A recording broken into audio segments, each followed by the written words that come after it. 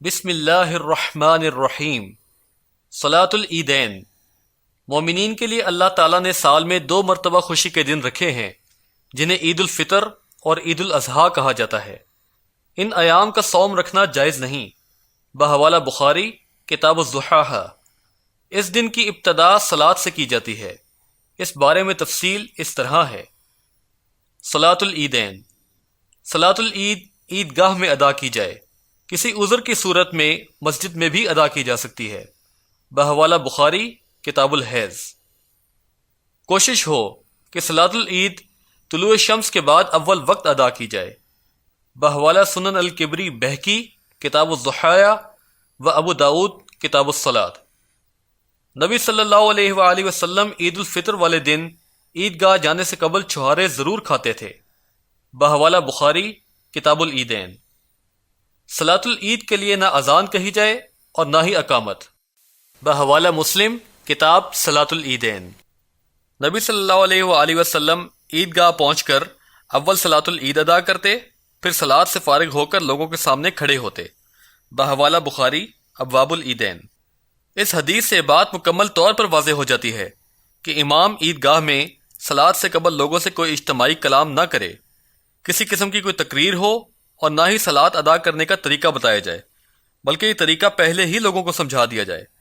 کچھ لوگوں کا کہنا ہے کہ صلاۃ العید سال میں 2 مرتبہ ادا کی جاتی ہے، تو لوگ اس کا طریقہ بھول جاتے ہیں، اس لیے یاد دہانی ضروری ہوتی ہے۔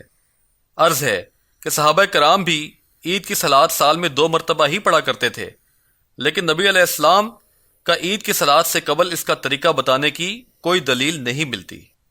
مومنہ خواتین عیدگاہ آئیں، اگر انہیں صلاۃ نہیں ادا کرنی تو صلاۃ کی جگہ سے علیحدہ رہیں۔ بحوالہ بخاری ابواب العیدین۔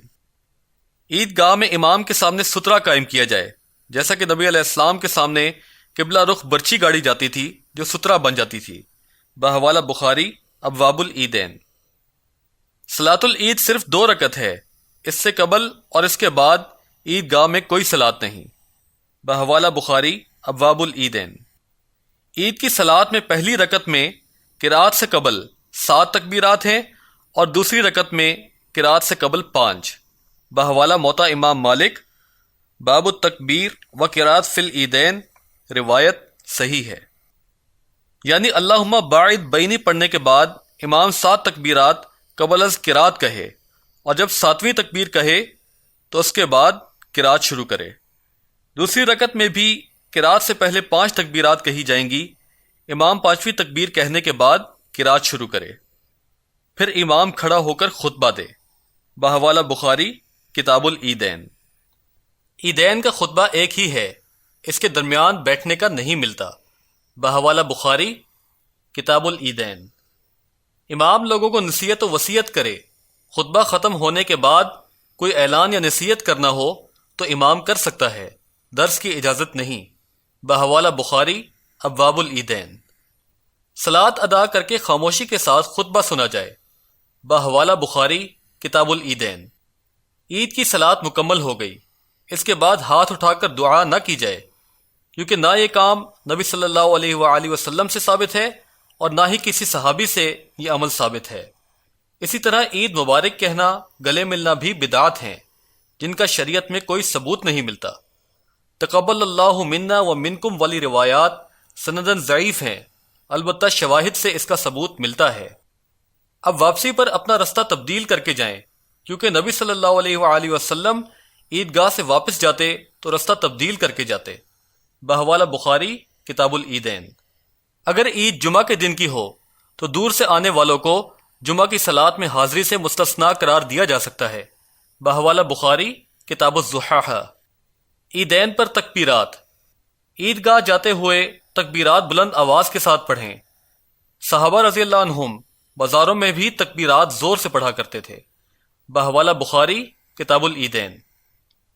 عیدگاہ میں بھی مرد و خواتین تکبیرات پڑھیں۔ بحوالہ بخاری ابواب العیدین۔ عیدگاہ کی یہ تکبیرات انفرادی ہیں، اسے اجتماعیت کے ساتھ نہ پڑھا جائے اور نہ ہی کوئی ایک فرد کھڑا ہو کر سب کو یہ تکبیرات پڑھائے۔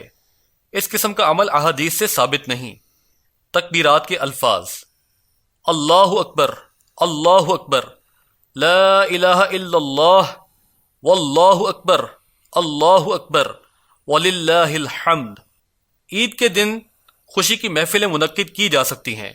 بحوالہ بخاری کتاب العیدین۔ الحمدللہ، یہ موضوع اپنے اختتام کو پہنچا۔